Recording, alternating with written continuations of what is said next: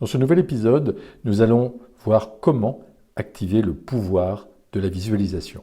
Je me souviens que pendant les années de doute et de remise en question qui ont été longues chez moi, j'ai chaque jour visualisé la vie de mes rêves. La vie de mes rêves, c'était une vie dans laquelle j'étais épanoui, j'étais en cohérence avec mes valeurs. Alors j'avais mon rituel pour ça. Chaque matin, après mon footing matinal, je m'accordais un moment d'introspection et je visualisais ma nouvelle vie. Ma vie idéale, en fait, qui était une vie pleine de sens, une vie inspirante, une vie pour aider de nombreuses personnes à trouver leur chemin, une vie pour aider des personnes à se lancer dans l'entrepreneuriat, à se bâtir une sécurité, une liberté financière grâce à l'immobilier, une vie dans laquelle je me visualisais en train d'accueillir des personnes dans nos hôtels, dans nos centres de ressourcement, dans nos centres de bien-être. Je visualisais également mon impact sur le monde. J'étais en train de m'imaginer derrière un micro en parlant à des assemblées. Pourtant, je peux vous assurer qu'à cette période, mon quotidien était très loin de ressembler à mon idéal de vie. À ce moment-là, les procédures judiciaires se multipliaient, les huissiers se présentaient les uns après les autres à ma porte, les médias ont diffusé en boucle mon dépôt de bilan. Je n'étais, selon eux, qu'un entrepreneur qui avait eu les yeux plus gros que le ventre. Donc mon existence était loin d'être idéale. Et pour ajouter une petite touche au tableau, j'avais une peur bleue de m'exprimer en public. Donc la simple idée de monter sur une scène m'empêchait de dormir plusieurs jours à l'avance. Pourtant, comme les sportifs de haut niveau, j'ai travaillé chaque jour mes projections mentales pour augmenter mes chances de réussite et pour vivre la vie de mes rêves, pour vivre ma vie idéale. Et début 2017, j'ai donné une conférence devant un parterre de plus de 150 personnes. Il y avait des entrepreneurs, des experts comptables, des avocats, des juges, des présidents de tribunaux de commerce. J'ai été invité par mes avocats qui ont suivi mon dépôt de bilan, qui faisaient une conférence sur les entreprises en difficulté. Et donc, j'ai présenté pendant cette conférence les clés qui m'ont permis de rebondir après mon dépôt de bilan et de démarrer une vie pleine de sens. Et j'étais très étonné parce que le public semblait conquis, captivé par un discours qui semblait authentique, sincère, qui était loin de la technicité des autres personnes qui sont intervenues pendant cette journée à mes côtés, qui étaient des avocats, qui étaient des experts comptables, qui étaient des administrateurs judiciaires, qui étaient des juges. J'étais longuement applaudi et ça m'a vraiment touché, d'autant plus que je sortais d'une sévère crise de confiance. Mon estime de moi était encore proche des zéros.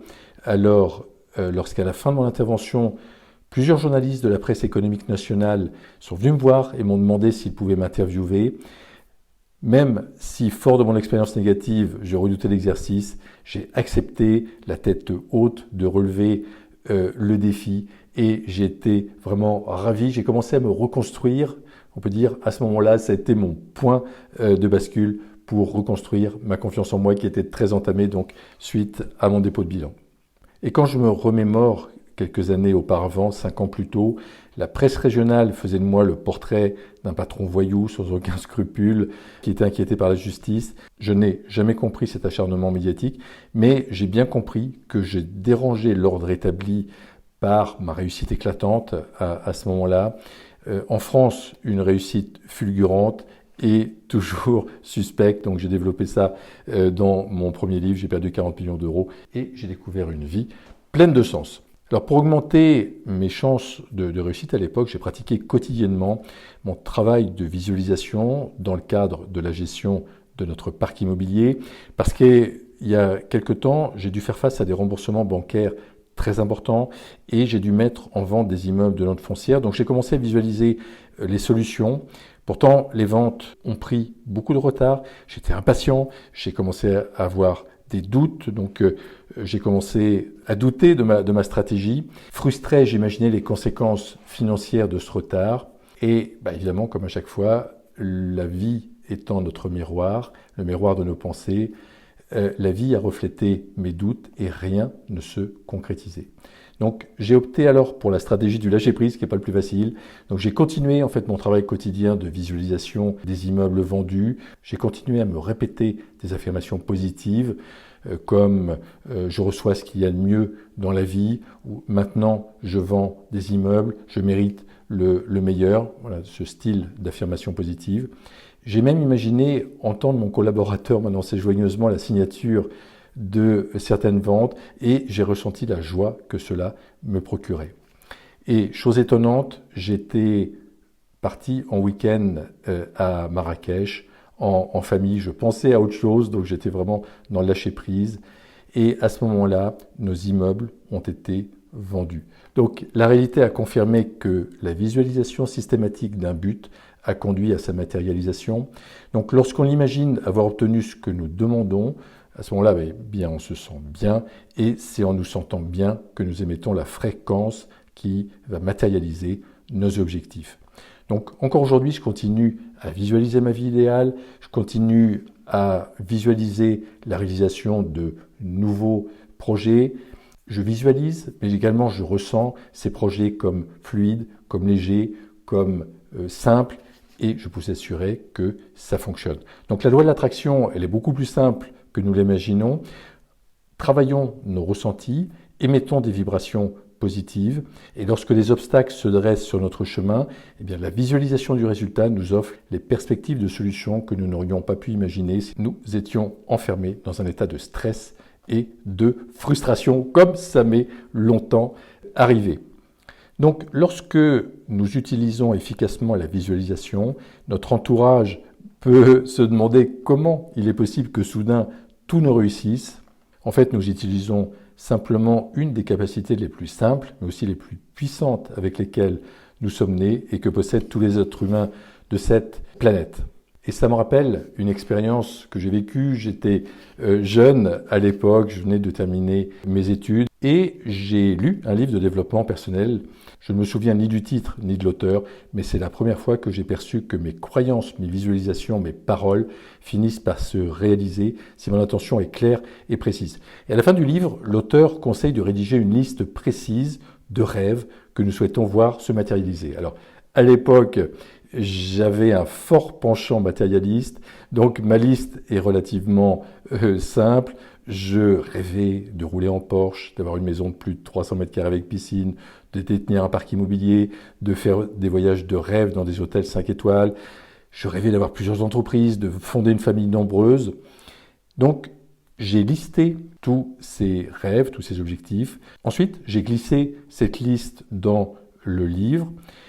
J'avais complètement oublié l'action que j'avais réalisée. Et 5 années plus tard, nous avons déménagé de Rouen à La Rochelle. Et en rangeant mes livres dans une bibliothèque, une feuille volante est tombée de l'un d'entre eux. C'était ma fameuse liste. Et je me rends compte qu'aussi extraordinaire que cela puisse paraître, 100% de mes rêves s'étaient concrétisés. Un truc de fou. Donc, le puissant bolide, la maison avec piscine, le parc immobilier, les voyages de rêve, ma famille nombreuse, tout s'était réalisé. C'est ainsi que durant la première partie de ma vie professionnelle, j'ai tellement voulu gagner d'argent que je suis devenu l'un des plus jeunes entrepreneurs de France à faire fortune. Ma posture pendant la seconde partie de ma carrière est totalement différente. J'avais tellement reçu de la vie qu'il me fallait trouver les moyens de redonner une partie. En tout cas, c'est ce que je voulais, c'est l'intention que j'ai émise, redonner une partie de ce que j'ai donné tellement j'avais reçu. Et la vie, à ma grande surprise, m'a poussé dans mes retranchements. J'ai perdu en quelques mois une grande partie de ce que j'avais gagné en plusieurs années.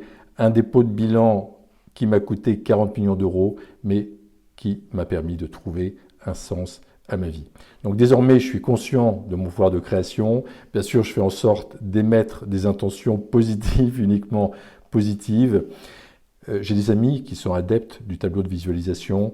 Donc ils collent des photos, des dessins, des citations qui représentent ce qu'elles veulent devenir et obtenir. Et elles obtiennent d'excellents résultats en visualisant leur tableau en se couchant ou en visualisant le tableau au moment du réveil. Je connais également des personnes qui mettent des images en fond d'écran de leur téléphone ou de leur ordinateur. Pour que la visualisation soit efficace, il est important de vivre par la pensée un futur déjà réalisé. Donc visualisez au présent et n'émettez pas de souhait puisque votre futur est déjà réalisé. Mettez-y simplement l'émotion positive qui va avec et remerciez. Vous vivez désormais comme si votre projet est déjà réalisé. Vous ressentez donc toute la joie liée à sa concrétisation. Il y a également une chose qui m'a aidé, c'est l'affirmation en fait « je suis ». Parce que l'affirmation « je suis », elle est d'une très grande puissance. Lorsque nous disons « je suis », nous nous engageons, nous affirmons sans aucun doute. L'énergie de création se trouve à ce moment-là renforcée. Donc soyons donc vigilants vis-à-vis de nos expressions négatives comme « je suis fatigué, je suis malade, je n'ai pas de chance, je ne suis pas assez intelligent, je vis encore des galères, je ne suis pas assez riche, je ne suis pas assez instruit, etc., etc. » Même si cela peut paraître simpliste et enfantin, même si la tentation est grande de se plaindre, ne succombons pas aux sirènes de la victimisation, au risque de provoquer l'inverse du résultat espéré. Donc jouons le jeu de l'esprit, employons plutôt des phrases positives comme « je suis heureux »,« je suis chanceux »,« je suis en forme »,« je suis rempli d'énergie »,« je suis puissant »,« je suis joyeux ». En considérant notre affirmation positive comme un fait accompli, notre requête se cristallise.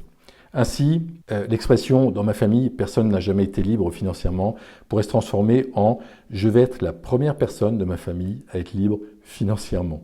Même si la vie n'est pas un long fleuve tranquille, pour matérialiser une vie positive, rien de mieux que d'arroser notre jardin de pensées positives. Et en fait, le secret du secret, c'est Rhonda Byrne qui a écrit le livre Le Secret, et elle nous explique que le secret du secret, c'est de nous sentir heureux dès maintenant. Donc le raccourci pour obtenir tout ce que nous voulons dans la vie consiste à être heureux.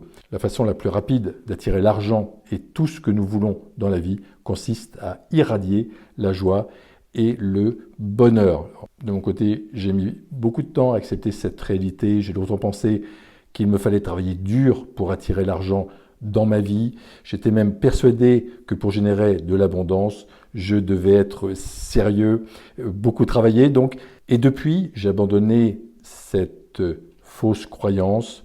La croyance que pour réussir, il faut travailler de manière acharnée, qu'il faut même souffrir.